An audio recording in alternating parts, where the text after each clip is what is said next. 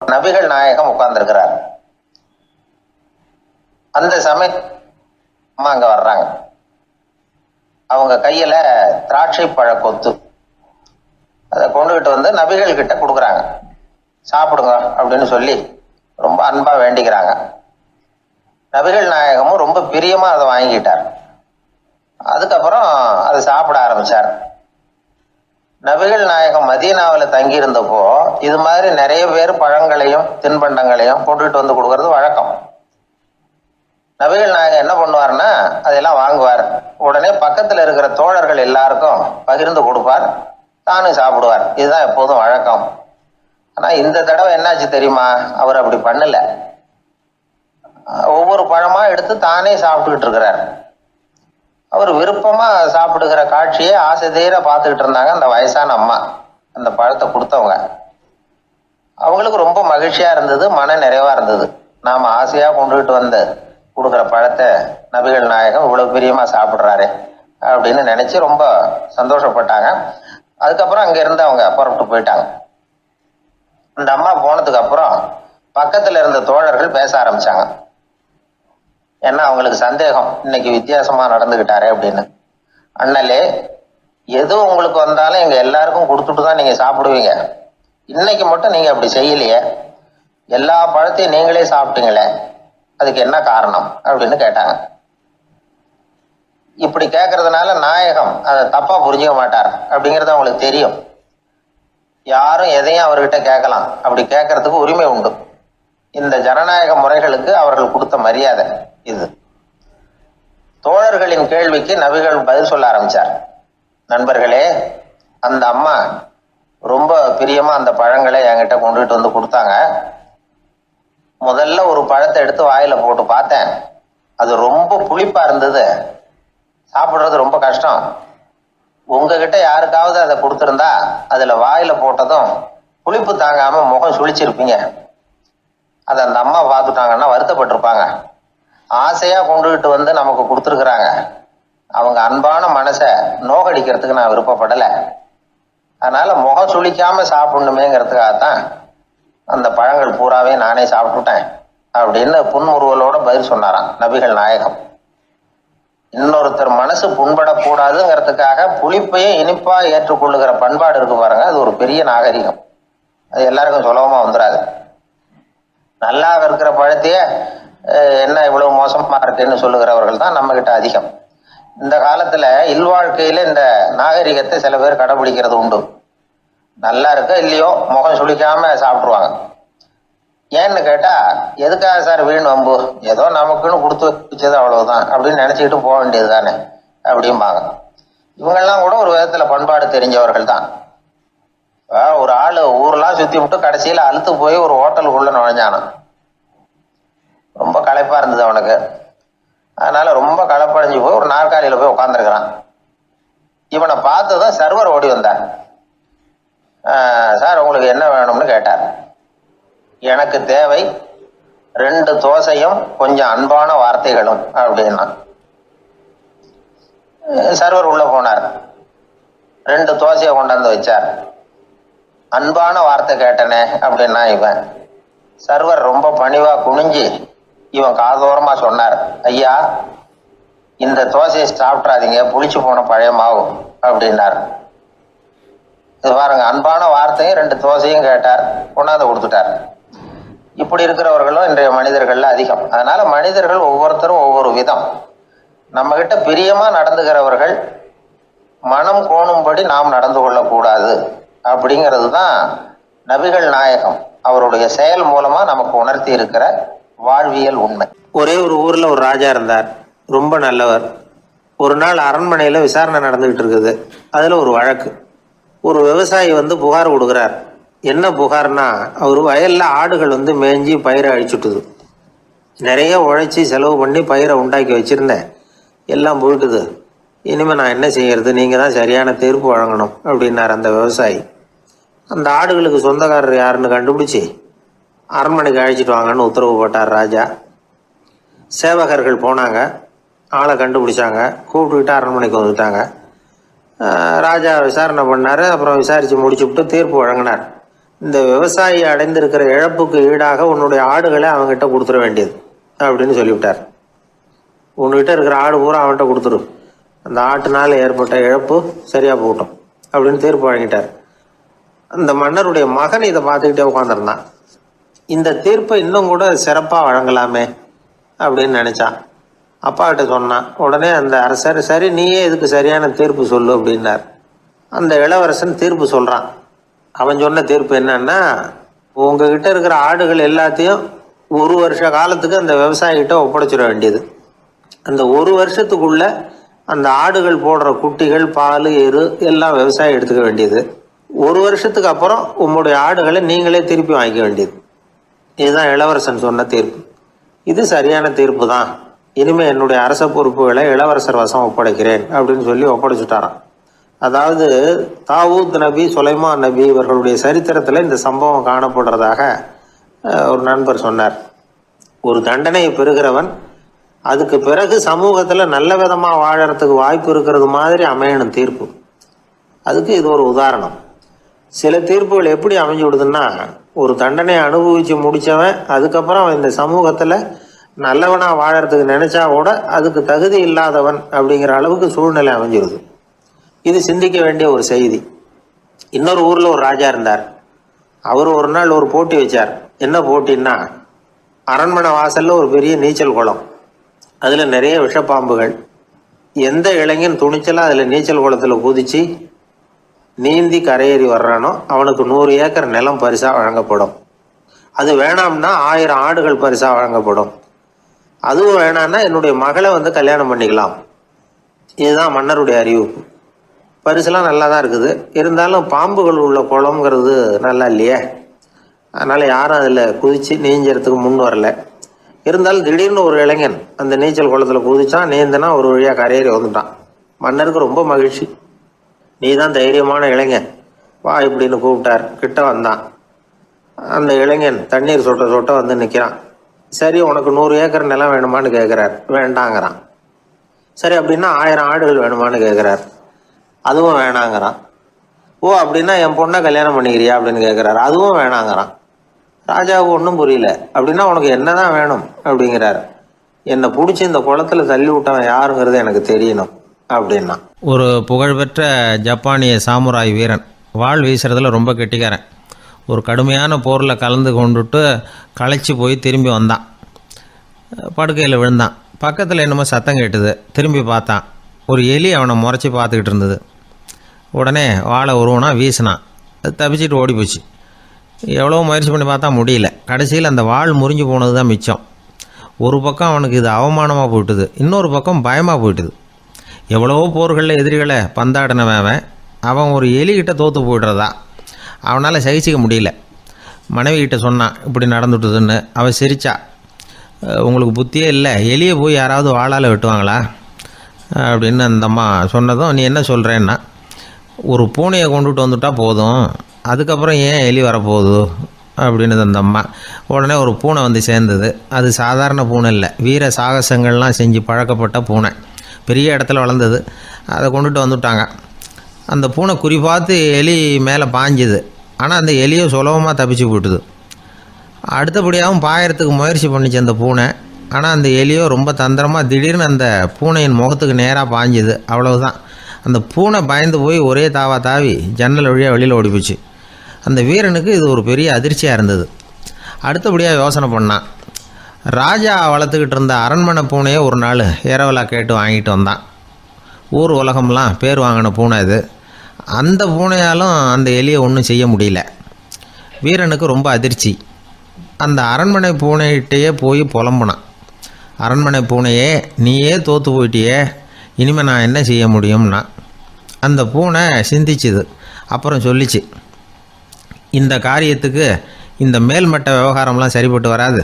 சாதாரண வீட்டு பூனை கிடச்சிதுன்னா அதை கொண்டுகிட்டு வந்து விட்டுப்பார் அப்படின்னுது. சாதாரண பூனையால் என்ன செஞ்சிட முடியும்னா இவன் நம்பிக்கை இல்லாமல்.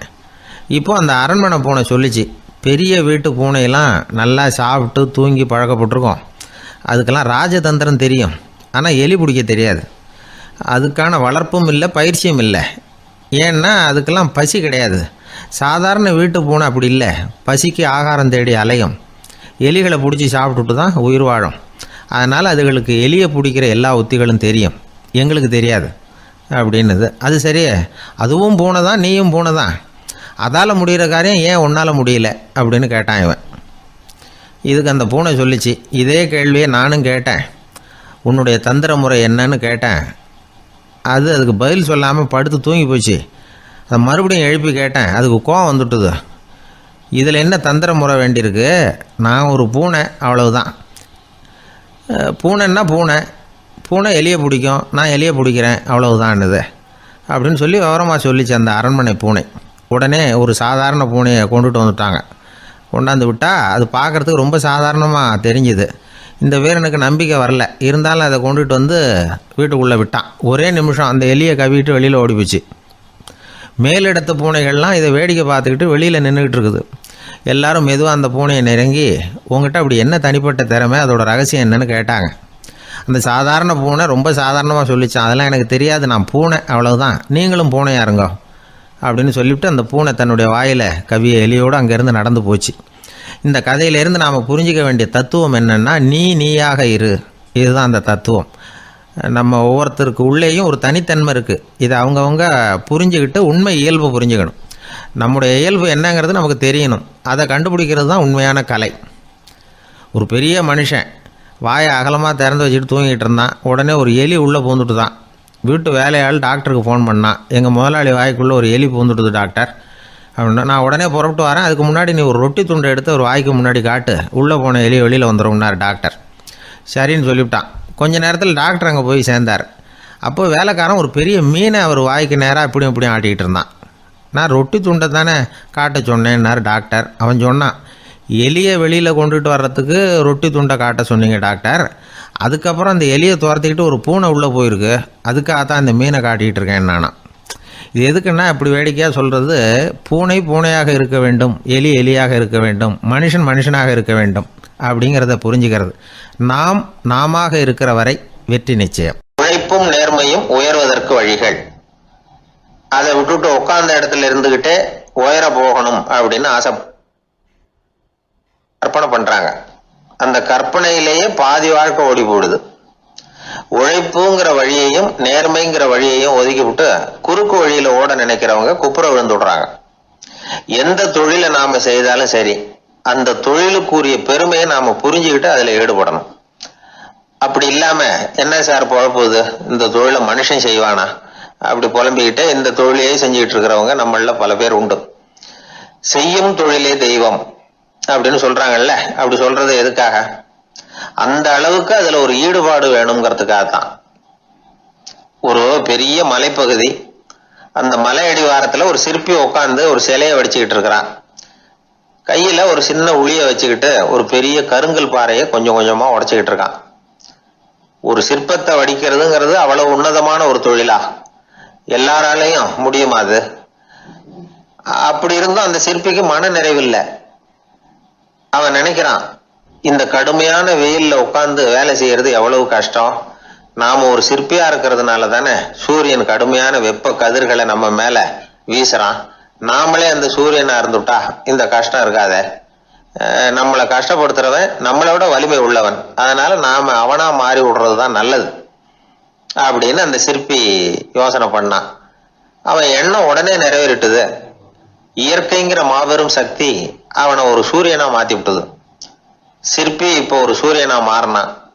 இனிமே இந்த உலகத்துல நம்மளோட வலிமை உள்ளவன் வேற யாரும் கிடையாது அப்படின்னு நினைக்க ஆரம்பிச்சுட்டான். அவனுக்கு மகிழ்ச்சியா இருந்தது. அந்த மகிழ்ச்சி அதிக நேரம் நீடிக்கல. ஏன்னா கொஞ்ச நேரத்துல ஆகாயத்துல கரிய மழை மேகங்கள் அப்படியே சூழ்ந்து வந்தது. சூழ்ந்து வந்த மேகங்கள் சூரியனை மறைக்க ஆரம்பிச்சது. இப்போ சூரியனா இருந்த அந்த சிற்பி நினைச்சு பாக்குறான், என்ன இது, என்னையே இந்த மேகம் மூடி மறைக்குதுன்னா அது என்னை விட பெரிய ஆளாதான் இருக்கணும். அதனால இனிமே நாம சூரியனா இருக்கக்கூடாது, நாம மேகமா தான் இருக்கணும், அதுதான் கௌரவம் அப்படின்னு நினைக்க ஆரம்பிச்சிட்டான். இப்பவும் பாருங்க, இயற்கை அவனுடைய ஆசையை நிறைவேற்றி வச்சது. சூரியனா இருந்த சிற்பி மேகமா மாறினான். வான வீதியில அப்படியே உல்லாசமா வர ஆரம்பிச்சான். அந்த உல்லாசமும் அதிக நேரம் நீடிக்கல. எதிரில் பார்த்தா பிரம்மாண்டமான மலைகள் வழியை அடைச்சிட்டு நிக்குது. வேகமா வந்த மேகம் மலையில மோதிக்கிட்டுது. அந்த மலையை தாண்டி அப்பால செல்ல முடியல. இப்போ அந்த மேகம் நினைக்குது, நாம எந்த தடையும் இல்லாம அந்தரத்துல மிதந்து வர்றோம், நம்மையே போக விடாம தடுக்குதுன்னா அந்த மலைக்கு எப்பேற்பட்ட வலிமை இருக்கணும். இனிமேலும் நாம மேகமா இருந்து பிரயோஜனம் இல்ல, இருந்தா மலையா இருக்கணும், அதுதான் பெருமை அப்படின்னு நினைக்க ஆரம்பிச்சான். இப்பவும் பாருங்க, இயற்கை அவனுடைய ஆசையை நிறைவேற்றி வச்சது. மேகமா இருந்த சிற்பி மலையா மாறினான். பெரிய மலை பூமிக்கும் வானத்துக்குமா நின்றுகிட்டு இருக்கு. இனிமே நமக்கு எந்த கவலையும் இல்லை அப்படின்னு நினைச்சது அந்த மலை. இப்படி நினைச்சுக்கிட்டு இருந்த வேளையில அந்த மலையோட காலடியில அடிவாரத்துல ஏதோ சத்தம் கேட்டது. என்ன சத்தம் இது அப்படின்னு சொல்லி அந்த மலை மெதுவா குனிஞ்சு பார்த்துதான். பார்த்தா அங்க ஒரு மனுஷன் தன்னுடைய கையில உளிய வச்சுக்கிட்டு மலையை கொத்திக்கிட்டு இருக்கிறான். ஏதோ ஒரு சிற்பத்தை வடிக்கிறதுக்காக அவன் முயற்சி பண்ணிட்டு இருக்கிறான். இப்போ அந்த மலை நினைச்சுதான், மலையே ஒருத்தன் உடைக்கிறான்னா அவன் எப்பேற்பட்ட வலிமை உள்ளவனா இருக்கணும். இனிமேலும் மலையா இருந்து பிரயோஜனம் இல்ல, மனுஷனா மாறணும், அதுதான் சரி அப்படின்னு நினைச்சுதான். அந்த வினாடியே அந்த மலை ஒரு மனுஷனா மாறிச்சு. அவன் கையில ஒரு உளி, பழையபடியே ஒரு கருங்கல் பாறையை கொத்த ஆரம்பிச்சான். அந்த ஆள் பழைய நிலைமைக்கு வந்துட்டான். இந்த கதையிலிருந்து நாம தெரிஞ்சுக்க வேண்டியது என்னன்னா, தன்னுடைய உண்மையான பலம் என்னங்கிறது தெரியாமலே தாவி தாவி தடுமாறிக்கிட்டு இருக்கிறான் மனுஷன் அப்படிங்கிறது தான். இனிமேலாவது அதை புரிஞ்சுக்கணும், புரிஞ்சுக்கிட்டு புறப்படணும் வாழ்க்கையில வெற்றி பெறறதுக்கு. ஒரு குடும்ப தலைவருக்கு விபரீதமா ஒரு ஆசை வந்துதான். அதாவது ஒரு நாள் பூராவும் புடவை கட்டிக்கிட்டு மனைவி செய்கிற வீட்டு வேலைகள், சமையல் வேலைகள் எல்லாத்தையும் தானே செய்யணும், மனைவிக்கு ஆண் வேஷம் போட்டு ஆபீஸுக்கு அனுப்பி வச்சுடணும் அப்படின்னு ஆசைப்பட்டான். இதுதான் அந்த ஆசை. அதே மாதிரி செஞ்சான். பெண் வேஷத்துல சமையல் பண்ணிட்டு இருந்தான். இருட்டி விட்டுது. இந்த சமயத்துல வாசல் கதவு தட்டப்படுற சத்தம் கேட்டுது. ஓடி போய் திறந்தான். பக்கத்து வீட்டு அம்மா கிடுகிடுன்னு உள்ள வந்துட்டாங்க, காப்பி பொடியோ ஏதோ வாங்கறதுக்கு. இவன் பயந்து போய், கமலாம்மா, நான் சுசீலா இல்ல, சுசீலாவோட புருஷன், பெண் வேஷத்துல இருக்கிறேன், சும்மா ஒரு சேஞ்சுக்காக அப்படின்னா. உடனே அந்த அம்மா கிட்ட பயப்படாத, நானும் கமலா இல்ல, கமலாவோட புருஷன், இதுவும் சும்மா ஒரு சேஞ்சுக்காகத்தான் அப்படின்னு. இப்படி வாழ்க்கைய விபரீதமா நினைச்சுக்கிட்டு வேற வேற கற்பனைகள்ல வீணாக்கிக்கிட்டு இருக்கிறவங்க தான் ரொம்ப அதிகம். நாம அதுவா மாறணும்னு நினைக்கிறது தப்பு, நாம இருக்கணும் அப்படின்னு நினைக்கிறது தான் உண்மை, அதுதான் சரி. அந்த சிற்பி என்னென்னோ கற்பனை பண்ணி கடைசியில மறுபடியும் சிற்பியாகவே சேர்ந்தான் பாருங்க. அதனால நம்முடைய உண்மையான பலம் என்ன அப்படிங்கறத தெரிஞ்சுக்கிட்டு நடந்துகிட்டோம்னா வாழ்க்கையில எப்பொழுதும் வெற்றி நிச்சயம். அன்பா இருக்கணும்னு அநேக பெரியவங்க சொல்லி இருக்கிறாங்க. நாமளும் அதை கேட்டுட்டு அன்பு காட்டுறதுக்கு தயாரா தான் இருக்கிறோம். அதை வாங்கறதுக்கு தான் ஆளை காணும். இருந்தாலும் அன்புல எத்தனையோ வகை உண்டு. அதை சரியா புரிஞ்சுக்கிட்டு அதுக்கப்புறம் அன்பு காட்ட ஆரம்பிக்கணும். வகையை புரிஞ்சுக்காம அன்பு காட்டினா வம்புல மாட்டிக்க வேண்டியதுதான். அன்புன்னா சாதாரணமா நினைச்சு விடாதீங்க. அதுல எவ்வளவு விதம் தெரியுமா? இரக்கம், கருணை, காருண்யம், பந்துத்துவம், பட்சம், பாசம், நேசம், விசுவாசம், அபிமானம், காதல், பக்தி, இப்படி பல விதமா அதை பத்தி சொல்லி வச்சிருக்கிறாங்க பெரியவங்க. இந்த வார்த்தைகள்லாம் நாம கேள்விப்பட்டது தான். இருந்தாலும் அதுகளுக்குள்ள என்ன வித்தியாசம்னு கேட்டா சரியா சொல்ல தெரியாது. அதனால இந்த வார்த்தைகளுக்கெல்லாம் பெரியவங்க என்ன விளக்கம் சொல்றாங்கன்னு இப்போ பார்க்கலாம். எளியவர்கள் மேல செலுத்துற அன்பு இருக்கு பாருங்க, அதுக்கு இரக்கம்னு பேரு. அறிவு பலம், சரீர பலம், இது ரெண்டும் இல்லாதவங்க மேல, அதாவது வலிமையற்றவர்கள் மேல செலுத்துற அன்பு இருக்கு பாருங்க, அதுதான் கருணை. எறும்புல இருந்து யானை வரைக்கும் சகல ஜீவராசிகள் மேலேயும் காட்டுற அன்புக்கு காருண்யம்னு பேரு, ஜீவகாருண்யம். சிவி சக்கரவர்த்தி காட்டின அன்பு இந்த ரகம். உறவினர்கள், சொந்தக்காரங்க, அவங்க வசதியா இருந்தாலும் வறுமையில இருந்தாலும் வித்தியாசம் இல்லாம காட்டுற அன்பு இருக்கு பாருங்க, அதுக்கு பேரு பந்துத்துவம்.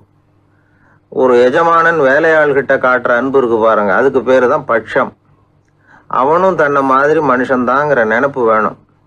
ஒரு தாய் தன்னுடைய குழந்தை மேல, ஒரு குழந்தை தன்னுடைய தாய் மேல செலுத்துற அன்புக்கு பாசம்னு பேரு. ஈருடல் ஓர் உயிர்னு நினைக்கிறது இது. ராமரும் கௌசலையும் இதுக்கு உதாரணம். தம்மை ஒத்த நண்பர்கள் கிட்ட செலுத்துற அன்புக்கு நேசம்னு பேரு. வயசு, செல்வம், அந்தஸ்து, இந்த வித்தியாசமெல்லாம் பார்க்காம அவங்க சுக துக்கத்துல சமபங்கு எடுத்துக்கிறது இது. கிருஷ்ணன் குசேலர்கிட்ட காட்டினது இந்த ரகம். வேலை செய்யறவன் முதலாளி கிட்ட காட்டுற அன்புக்கு விசுவாசம்னு பேரு. தேசத்து மேலேயும் தாய்மொழி பேர்லையும் செலுத்துற அன்புக்கு அபிமானம்னு பேரு. தேசாபிமானம்னு சொல்கிறோமே இதுதான். ஒரு கணவன் மனைவி பேரில் காட்டுற அன்புக்கு காதல்னு பேர், கடவுள் பேரில் செலுத்துகிற அன்புக்கு பக்தின்னு பேர். இப்படி அன்புல பல ரகம் இருக்கிறப்போ அதில் உள்ள வித்தியாசம் தெரியாமல் இடம் மாற்றி அன்பு காட்டினா இடைஞ்சல் தான். சரி, இந்த அன்பை பற்றி விஞ்ஞானம் என்ன சொல்லுது தெரியுமா? இதயத்தை பாதுகாக்கிறதுக்கு முக்கியமாக தேவைப்படுற ஒன்று இந்த அன்பு தான்னு சொல்லுது. நெதர்லாந்து விஞ்ஞானிகள் இதை ஆராய்ச்சி பண்ணியே கண்டுபிடிச்சிருக்கிறாங்க. கொஞ்சம் முயல் குட்டிகளை 2 பிரிவாக பிரித்தாங்க. 2 குரூப்புக்கும் கொழுப்பு அதிகமாக உள்ள ஆகாரத்தையே கொடுத்துக்கிட்டு வந்தாங்க. ஆனால் ஒரு குரூப்புக்கு வெறுமன ஆகாரத்தை கொடுத்ததோட சரி, இன்னொரு குரூப்பு முயல்களுக்கு ஆகாரம் கொடுத்ததோடு நிறுத்திக்கல. அதுக்கு முன்னாடி கூண்டுகளை திறந்து விட்டு முயல்களை கொஞ்ச நேரம் எடுத்து கொஞ்சி விட்டு அதுக்கப்புறமா ஆகாரம் கொடுத்தாராம் ஆராய்ச்சியாளர். இந்த குரூப்புக்கு இதய பாதிப்பு 60% குறைச்சலாக இருந்துதான். சில நோயாளிகளுக்கு ஹார்ட் அட்டாக் வந்தாலும் அதை தாங்கிக்கிட்டு குணமாகிற சக்தி அதிகமாக இருக்குது. இது எப்படின்னு ஆராய்ச்சி பண்ணி பார்த்துருக்குறாங்க. அவங்கெல்லாம் மனைவி தன் பேரில் ரொம்ப அன்பாக இருக்கிறதாக நினைக்கிறவங்களா இருக்கிறாங்களாம். இதய நோயாளிகள் பல பேரை சந்தித்து இதய நோய் ஏற்பட என்ன காரணம்னு கேட்டிருக்கிறாங்க. அவங்க சொன்ன காரணம்லாம் சாப்பாடு சம்மந்தமாக இல்லையா, மனைவி அன்பா இல்லை, இப்படிப்பட்ட காரணத்தை தான் சொல்கிறாங்களாம். அதனால் இதயத்தை பாதுகாக்கணும்னு நினைக்கிறவங்க அடுத்தவங்க அன்பாக இருக்கிறது மாதிரி பார்த்துக்குங்க, அதுதான் முக்கியம். ஒருத்தர் முகம் பூரா பிளாஸ்டரி போட்டுக்கிட்டு வந்தார். ரொம்ப கோபமாக, என்னங்க ஆச்சுன்னு விசாரித்தேன். எல்லாம் உங்களால் தான் சார்னார். விவரமாக சொல்லுங்களேன். என்ன உங்கள் தகவலை கேட்டுட்டு ஒரு பூனைக்குட்டியை கையில் எடுத்தேன், அன்பாக அதை தடவி கொடுக்கறதுக்காக. ஆனால் அது முந்திக்கிட்டது, அது என் முகத்தை தடவி கொடுத்துட்டுது. முகம் பூரா நகை கீறல், அதுதான் இப்படி அப்படின்னார். அன்புல அறிவு சேராததுனால வந்த கோளாறு இது. ஒரு கோவிலில் ஆன்மீக சொற்பொழிவு நடந்துகிட்டு இருக்குது. ஒரு பெரியவர் பேசிக்கிட்டு இருக்கார். கடவுளை பற்றியும் சொர்க்கத்தை பற்றியும் மனுஷனை பற்றியும் அவர் விவரமாக பேசுகிறார். எல்லாரும் உட்காந்து கேட்குறாங்க. அந்த கூட்டத்தில் ஒரு தத்துவ ஞானியும் உட்காந்துருக்கிறார். அவருடைய நண்பர். பேசி முடித்ததும் அந்த பெரியவர் மேடையை விட்டு இறங்கினார். நேராக அந்த தத்துவ ஞானிகிட்ட வந்தார். எப்படி இருந்தது என்னுடைய பேச்சு அப்படின்னு கேட்டார். நீங்கள் பேசினது ஒன்றுக்கு ஒன்று முரண்பாடாக தெரிஞ்சுது அப்படின்னாராம் இவர். நான் என்ன அப்படி தப்பாக பேசிவிட்டேன் அப்படின்னாராம் அவர். கடவுளை நம்புகிறவன் சொர்க்கத்துக்கு போவான்னு சொன்னீங்க, அப்புறம் நல்ல விதமாக வாழறவன் சொர்க்கத்துக்கு போவான்னு சொன்னீங்க அப்படின்னாராம். இதில் என்ன முரண்பாடுன்னு கேட்டிருக்காரு அவர். இதில் தான் முரண்பாடு தெரியுது எனக்கு. அதாவது இங்கே ஒருத்தன் எல்லா தப்பும் பண்ணிக்கிட்டு இருக்கிறான், அவன் கடவுளை நம்பினான்னா அவன் சொர்க்கத்துக்கு போவானா? இது என்னுடைய முதல் கேள்வி. இல்லைன்னா ஒருத்தன் எந்த தப்பும் பண்ணல, ரொம்ப ஒழுங்காக வாழ்ந்துக்கிட்டு இருக்கிறான், ஆனால் அவன் கடவுளை நம்பலை, அவன் என்ன நரகத்துக்கு தான் போவானா? கடவுள் நம்பிக்கை உள்ள ஒரு திருடன் என்ன ஆவான், எங்கே போவான்? கடவுள் நம்பிக்கையே இல்லாத ஒரு நல்லவன் என்ன ஆவான், எங்கே போவான்? ஒருத்தன் இங்கே கடவுள் நம்பிக்கையோட வாழறது முக்கியமா அல்லது நல்லவனா வாழறது முக்கியமா? இதுதான் இவர் கேட்ட கேள்வி. இதை கேட்டதும் அந்த பெரியவர் குழம்பி போட்டார். அவர் சொன்னது நியாயம் தானே. கடவுளை நம்புறவன் தான் சொர்க்கத்துக்கு போவான்னா பேசாமல் கடவுளை நம்பிக்கிட்டு இந்த உலகத்தில் எல்லா தப்பும் பண்ணிக்கிட்டு இருக்கலாமே. பேச்சாளர் குழப்பத்தோட வீட்டுக்கு போனார். படுத்து தூங்கினார். ஒரு கனவு வந்தது. கனவுல அவர் ஒரு ரயிலில் வேகமாக போயிட்டு இருக்கிறார். எதிரில் உட்காந்துருக்கிறவரை பார்த்து நாம் இப்போ எங்கே போகிறோம்னு கேட்டார். சொர்க்கத்துக்கு போய்கிட்டு இருக்கிறோம் அப்படின்னாங்களாம். ரயில் போய் நின்றுது. இவர் இறங்கினார். இங்கே கௌதம புத்தர் இருப்பார், சாக்ரட்டிஸ் இருப்பார், அவங்கள பார்க்கறதுக்கு ஒரு நல்ல வாய்ப்பு அப்படின்னு நினச்சிக்கிட்டே அங்கேயும் இங்கேயும் பார்த்தார். அங்கே யாருமே இல்லை. ஒரே பாலைவனம் மாதிரி இருக்குது. பச்சை இல்லை, பசுமை இல்லை, பூக்கள் இல்லை, மரம்லாம் மொட்டையாக நிற்கிது. எலும்பும் தோலுமா சில முனிவர்கள் அங்கேயும் இங்கேயுமா உட்காந்துருக்குறாங்க. இவர் அவங்ககிட்ட போய் இந்த புத்தர், சாக்ரட்டிஸ் இவங்கெல்லாம் எங்கே இருக்கிறாங்கன்னு கேட்டாராம். அப்படி யாரும் இங்கே இல்லையே, அவங்கெல்லாம் யாரு அப்படின்னு திருப்பி கேட்டிருக்கிறாங்க. இவருக்கு அதிர்ச்சியாக போச்சு. அப்படின்னா அவங்க எங்கே போயிருப்பாங்க? உடனே ரயில் நிலையத்துக்கு ஓடி வந்தார். அப்போ தான் நரகத்துக்கு ஒரு ரயில் புறப்பட்டுக்கிட்டு இருந்தது அங்கேருந்து. அதில் ஏறி உட்காந்தார். ரயில் வேகமாக போச்சு. நரகம் நெருங்க நெருங்க காற்று குளிர்ச்சியாக வீச ஆரம்பிச்சுதான். வெளியில் பசுமையாக இருந்துதான். அழகான மலர்கள், அழகான நீர்நிலைகள், நந்தவனங்கள், ரொம்ப அருமையாக இருக்குது. ரொம்ப அங்கே இருந்தவங்கெல்லாம் ரொம்ப மகிழ்ச்சியாக உல்லாசமாக வேறு இருந்திருக்கிறாங்க. எங்கே பார்த்தாலும் ஆடல் பாடல் உற்சாகம். இவர் ரயிலை விட்டு இறங்கினார். அவருக்கு சந்தேகம், இதுவா நரகம் அப்படின்னு விசாரிச்சிருக்கார். ஆமாம், இதுதான் நரகம்னாங்களாம். எனக்கு ஒரு சந்தேகம் இருக்கார். என்னன்னு கேட்டிருக்காங்க. கௌதம புத்தரும் சாக்ரட்டிஸும் லாவோஸும் இவங்க மாதிரி இன்னும் பல பேரும் கடவுள் நம்பிக்கை இல்லாதவங்க அவங்கெல்லாம் இங்கே இருக்கிறாங்களா அப்படிங்கிறது தான் என்னுடைய சந்தேகம் அப்படின்னாரா. இப்போ அவங்க சொல்லியிருக்கிறாங்க, இப்போ நீங்கள் பார்க்குறீங்களே பசுமையும் பச்சை பயிர்களும் ஆடல் பாடல்களும் அழகிய மலர்களும், இது எல்லாமே கௌதம புத்தரும் சாக்ரட்டிஸும் அது மாதிரி மகான்களும் இங்கே வர ஆரம்பித்த பிறகு தான் உண்டாக ஆரம்பிச்சது. இந்த பிரதேசத்தை அவங்க அப்படியே மாற்றிவிட்டாங்க. இப்போலாம் இங்கே இருக்கிறவங்க யாரும் சொர்க்கத்துக்கு போகிறதுக்கே ஆசைப்படுறதில்ல அப்படின்னாங்களாம். இந்த அதிர்ச்சியிலேயே அந்த பெரியவர் கனவு கலைஞ்சி முழிச்சுக்கிட்டார். இதில் இருக்கிற கருத்து என்னன்னா, நல்லவர்கள் எங்கே இருக்கிறாங்களோ அந்த இடத்துக்கு பேர் தான் சொர்க்கம். சொர்க்கம் நரகம்ங்கிறதெல்லாம் ஆன்மீக பண்புகள், அவ்வளவுதான். ஒரு ஊரில் 2 இணைபிரியாத நண்பர்கள். ஒருத்தன் கேட்டான், இப்போ கடவுள் நம்ம முன்னாடி உங்கள் 2 பேரில் யாராவது ஒருத்தர் மட்டும் என்னோட சொர்க்கத்துக்கு வரலாம் அப்படின்னு கூப்பிட்டா நீ என்ன சொல்லுவேன்னு கேட்டானா. இவன் ரொம்ப பெருந்தன்மையாக உன்னையே அழைச்சிட்டு போக சொல்லிடுவேன் அப்படின்ட்டுருக்கான். அப்படின்னா உனக்கு சொர்க்கம் வேணாமான்னு கேட்டிருக்கான் அவன். நீ என்னை விட்டுட்டு போனாவே அப்புறம் இந்த பூலோகமே எனக்கு சொர்க்கம் தாண்டா அப்படின்னு நானா இவன். வாயில கொழுப்பு இருந்தாலும் பரவாயில்ல சார், எப்படியாவது ஒரு வழியா சமாளிச்சுக்கலாம். ஆனா வயத்துல மட்டும் கொழுப்பு இருக்கக்கூடாது சார். அப்படி இருந்தா அதான் அலட்சியமாகவும் விட்டுறக்கூடாது சார் அப்படின்னு ஒருத்தர் சொல்லிட்டு வந்தார். அதுக்கப்புறம் தான் அவர்கிட்ட பேசி பல விவரங்களை தெரிஞ்சுக்க முடிஞ்சுது. சில பேர் சொல்லுவாங்க, எனக்கு தொந்தி கிடையாது சார், வேணும்னா என் வயத்தை அழுத்தி பாருங்க, கல் மாதிரி இருக்கும்பாங்க. வயிறு கல் மாதிரி இருந்தா உள்ள கொழுப்பு இல்லைன்னு நினைச்சிடக்கூடாது. வயிற்று தசைக்கு அடியில் உள்ள கொழுப்பு சில வாத்தியங்கள்ல இருக்குமே நரம்பு, அது மாதிரி டைட்டா இழுத்துக்கிட்டு இருக்குன்னு அர்த்தம். அதனால தொட்டு பார்த்தா கல் மாதிரி தான் இருக்கும், இருந்தாலும் தொந்தி தான். வயத்துல கொழுப்பு அதிகமா இருக்கிறது சங்கடம் தான். அதனால கொலஸ்ட்ரால் அளவு அதிகமாகும்.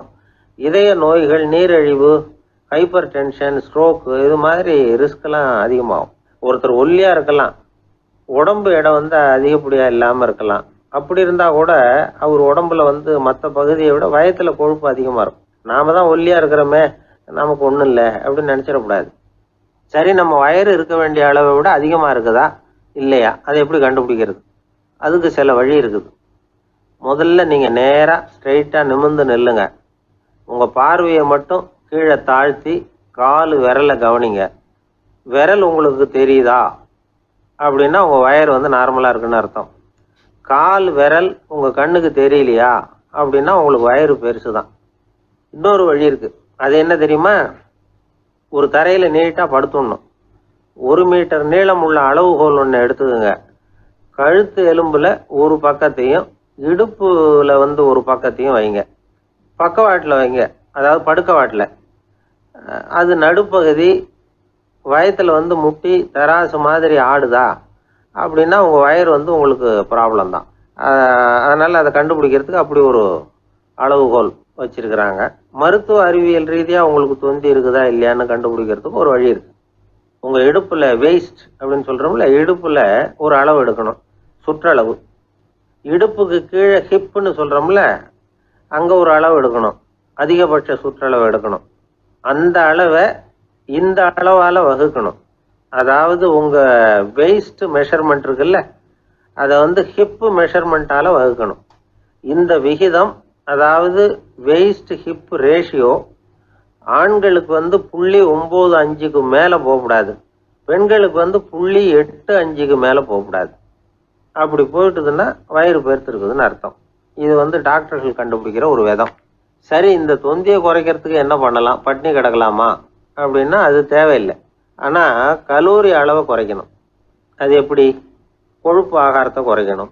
இப்போ கார்போஹைட்ரேட்டு, புரோட்டீன்லாம் இருக்குதுல்ல, அதெல்லாம் ஒரு கிராமுக்கு சுமாராக 4 கலோரி கொடுக்கும்.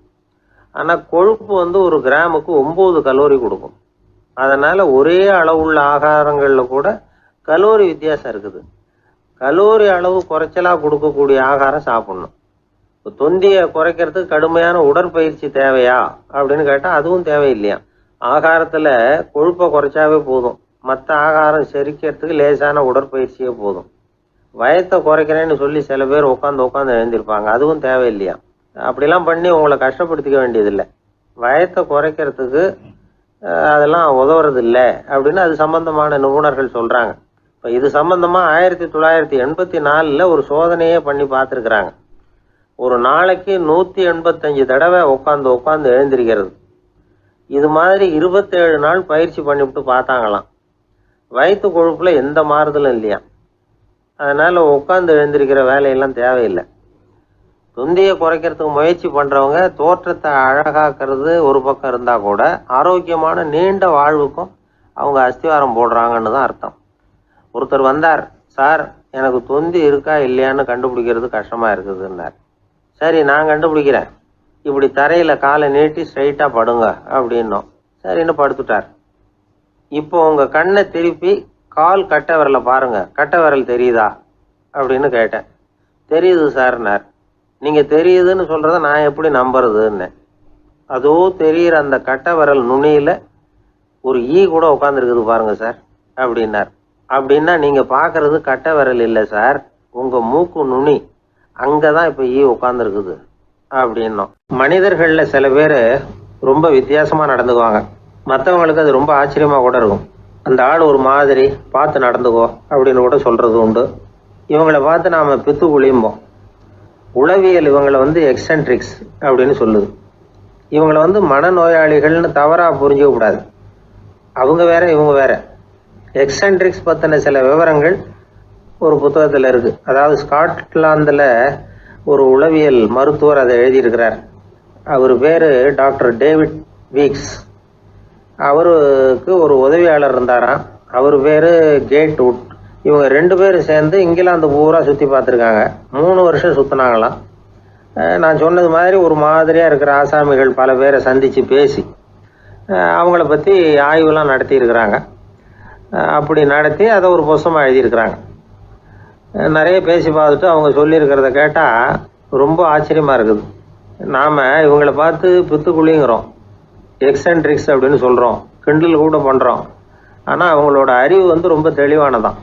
இந்த ஆராய்ச்சியாளர்கள் சொல்கிறாங்க அவங்க உடல் நலமும் ரொம்ப நல்லா இருக்குதான், உடம்புலையும் எந்த கோளாறும் இல்லையா. அவங்களுக்கு மகிழ்ச்சியும் அதிகமாக, ஆயுளும் அதிகமாக. அவங்களில் பல பேர் என்ன சொல்கிறாங்கன்னா, நீங்கள் நினைக்கிறது மாதிரி இல்லை நாங்கள், ஆனால் நாங்கள் மற்றவங்கள்லேருந்து வேறுபட்ட தன்மை உள்ளவங்க அப்படிங்கிறத ஒத்துக்கிறாங்களாம். இந்த உலகம் பிறந்ததுலேருந்தே இப்படிப்பட்ட வித்தியாசமான ஆசாமிகளும் பிறந்திருக்கிறாங்க. சரி, அப்படிப்பட்டவங்க எப்படி இருப்பாங்க? இப்போ ஒரு மகாராஜா தன்னோட நாய்க்கு லட்சக்கணக்கில் பணம் செலவு பண்ணி கல்யாணம் பண்ணி வச்சிருக்கிறார். ஒரு கோடீஸ்வரர் தான் வளர்த்துக்கிட்டு இருந்த பூனைகளுக்கு தன்னோட சொத்து பூராவை எழுதி வச்சிருக்கிறார். இது மாதிரி ஒருத்தர் 2 பேர் இல்லை, நிறைய பேர் உண்டு. சில பேர் எப்படி தெரியுமா, அவங்களுக்கு வசதியில் எந்த குறையும் இருக்காது. வீடு, காரு, பணம் எல்லாம் தாராளமாக இருக்கும். அப்படி இருந்தாலும் அவங்கக்கிட்ட ஒரு பழக்கம் இருக்கும்.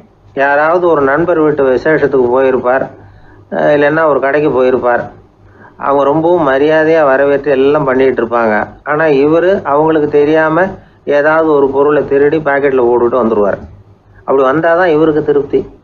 பல பேர் அவங்க வளர்த்த பிராணிகளுக்கு பளிங்கு கல்லால் சமாதி கட்டி வச்சிருக்கிறாங்க. இப்படிலாம் பண்ணுறாங்க. பல பேர் அவங்களுக்கு பிடித்தமான ஒருத்தர் எப்படியோ அதே மாதிரி தலைமுடி, தாடி வச்சுக்கிறது, உடை உடுத்திக்கிறது, மலை குகையில் போய் குடியிருக்கிறது, இப்படி எவ்வளவோ வினோதமான நடவடிக்கைகள். இவங்களெல்லாம் ஆய்வு பண்ணின டாக்டர் வீக்ஸ் என்ன சொல்கிறாரு தெரியுமா? பொதுவாக இவங்க உயர்ந்த புத்திசாலிகளாக இருக்கிறாங்க. ஒருமைப்பட்ட மனம், கருமையுமே கண்ணான பண்பு, தனிமையை நாடுற மனப்பான்மை எல்லாம் இவங்களுக்கு உண்டு. அவங்களில் பல பேர் அவங்க பெற்றோருக்கு முதல் குழந்தை அல்லது ஒரே குழந்தை, இப்படி தான் இருக்கிறாங்க. இது மாதிரியானவங்க பெண்கள் 1 பங்குன்னா ஆண்கள் 2 பங்கு. இவங்கெல்லாம் ஆக்கப்பூர்வமான செயல் செய்கிறாங்க. அப்படிப்பட்டவங்களாக தான் இருக்கிறாங்க. அடுத்தவங்க கிட்ட அன்பு காட்டுறவங்களா இருக்கிறாங்க, உற்சாகம் ஊட்டுறவங்களா இருக்கிறாங்க. அவங்களுடைய ஆக்கப்பூர்வமான பணிகளுக்கு ஊக்கம் கொடுத்தா அவங்க மன சந்தோஷமும் உடல் நலமும் பெருகும், ஆயுளும் கூடும். இதெல்லாம் அந்த டாக்டருடைய கண்டுபிடிப்பு. பித்துக்குழித்தனத்துக்கும் மனநோய்க்கும் வித்தியாசம் உண்டுங்கிறத சொல்கிறது தான் இந்த தகவல். அதனால் 2ம் ஒன்றுன்னு நினச்சிடக்கூடாது. ஒரு நண்பன் ஒருத்தனை பற்றி சொல்கிறோம். அவன் எந்த வகைன்னு நீங்களே முடிவு பண்ணுங்களேன். அவன் ஒரு கல்யாண வீட்டுக்கு போய் சாப்பிட்டுட்டு வெளியில் வந்தோம். அவன் கூட வெளியில் வந்த உடனே ரொம்ப நேரமாக தன்னோட செருப்பை தேடிக்கிட்டு இருந்தான். என்னப்பா இன்னுமா உன் செருப்பு கிடைக்கல அப்படின்னு கேட்டோம். இல்லை என்னது முன்னாடியே கிடைச்சுட்டுது, அதை விட நல்லதாக ஏதாவது கிடைக்குமான்னு பார்க்குறேன் அப்படின்னா அவன். ஒரு அரசன், அவனுக்கு வயசாயிட்டுது. அதனாலேயே இந்த கவலை, பயம் எல்லாமும் அதிகமாயிட்டுது. மரண பயம், ராத்திரியில் சரியாக தூங்க முடியல, இப்படி ஆயிட்டுது நிலைமை. அந்த அரசன் ஏற்கனவே எப்படின்னா போர்க்களங்களில் எத்தனையோ பேரை ஓட ஓட விரட்டி இருக்கிறான். இருந்தாலும் இப்போ அந்த துணிச்சல்லாம் எங்கேயோ போயிட்டுது. பேசாமல் படுத்துருக்கிறான். அப்படியே படுத்தாலும் தான் தூக்கம் வர மாட்டேங்குது. என்ன பண்ணலாம்னு யோசித்தான் இந்த மன்னன். உடனே எல்லா அமைச்சர்களையும் கூப்பிட்டான். எனக்கு நிம்மதி இல்லை, எதை நினச்சாலும் பயமாக இருக்குது, எனக்கு ஒரு ஆலோசனை சொல்லுங்க அப்படின்னா. என்ன ஆலோசனை வேணும் அப்படின்னு சொல்லி கேட்டாங்க. எனக்கு ஒரு நெருக்கடியான சந்தர்ப்பம் ஏற்பட்டு போச்சுன்னு வச்சுக்கோங்க. அந்த நேரத்தில் நீங்கள் யாருமே என் பக்கத்தில் இல்லை ஆலோசனை சொல்கிறதுக்கு அப்படின்னா, அந்த சமயத்தில் எனக்கு உபயோகப்படுற மாதிரி ஒரு வாசகம், பொன்மொழி ஏதாவது சொல்லுங்கள். அதை நான் என்னுடைய வைர மோதிரத்துக்கு அடியில் பதிச்சு வச்சுக்கிறேன் அப்படின்னார். தேவைப்படுறப்போ உதவும் அப்படிங்கிறதுனால. அவர் போட்டிருந்த மோதிரமும் அதுக்கு தகுந்த மாதிரியே திறந்து மூடுறது மாதிரி அமைஞ்சிருந்தது. ஏதாவது வாசகம் எழுதுனா உள்ற வச்சுக்கலாம், அதுக்கான வசதி அதில் இருந்தது. அமைச்சர்கள்லாம் யோசனை பண்ணாங்க. இது மாதிரி ராஜா கேட்குறாரு, என்ன வாசகம், அதாவது பொன்மொழி சொல்லலாம் அப்படின்னு எல்லாரும் யோசனை பண்ணாங்க. ஒருத்தருக்குமே சரியாக தோணலை, ஒரே குழப்பமாக இருந்தது. ஏன்னா நெருக்கடியான சமயத்தில் உபயோகப்படுறது மாதிரி ஒரு பொன்மொழி வேணும்னு சொல்லியிருக்கிறார். அப்படி இப்படி யோசித்து பார்த்தா ஒன்றுமே தோணலை. எல்லாரும் குழம்பிக்கிட்டு இருந்த நேரத்தில் ஒரு பெரியவர் அந்த பக்கமாக வந்தார். அவர் சொன்னார், நான் வேணும்னா அதுக்கு பொருத்தமாக ஒரு வாக்கியம் சொல்கிறேன், ஆனால் ஒரு நிபந்தனை. அதை யாரும் ரொம்ப ஆர்வம் காரணமாக அவசரப்பட்டு படிச்சிடக்கூடாது. அதை ரகசியமாக அந்த மோதிரத்துக்குள்ளே எழுதி வச்சுக்கணும். எப்போவாவது இக்கட்டில் மாட்டிக்கிற சமயத்தில் மட்டும் வேறு வழியே இல்லை அப்படிங்கிற நிலைமையில் மட்டும்தான் அதை திறந்து பார்க்கணும். அப்படி நீங்கள் இருக்கிறதா இருந்தால் நான் அதை சொல்கிறேன் அப்படின்னார் அந்த பெரியவர். சரின்னு ஒத்துக்கிட்டாங்க எல்லாரும். அதே மாதிரி அவர் ஒரு வாக்கியத்தை சொன்னார். அவர் சொன்ன வாக்கியத்தை ரகசியமாக மோதிரத்துக்குள்ளே பதிச்சு மூடியாச்சு. ராஜா அதை விரலில் மாட்டிக்கிட்டார். கொஞ்ச நாள் ஆச்சு. அந்த ராஜாவுக்கு ஒரு சோதனை வந்தது. என்ன சோதனைன்னா, அடுத்த நாட்டு மன்னன் படையெடுத்துக்கிட்டு வந்துட்டான். அவன் இவர்கிட்ட ஏற்கனவே தோற்று போனவன், ஒரு வெறியில் வந்திருக்கிறான். தோற்று போனவன் மறுபடியும் சண்டைக்கு வந்தால் எப்படி வருவானோ அப்படி வர்றான்.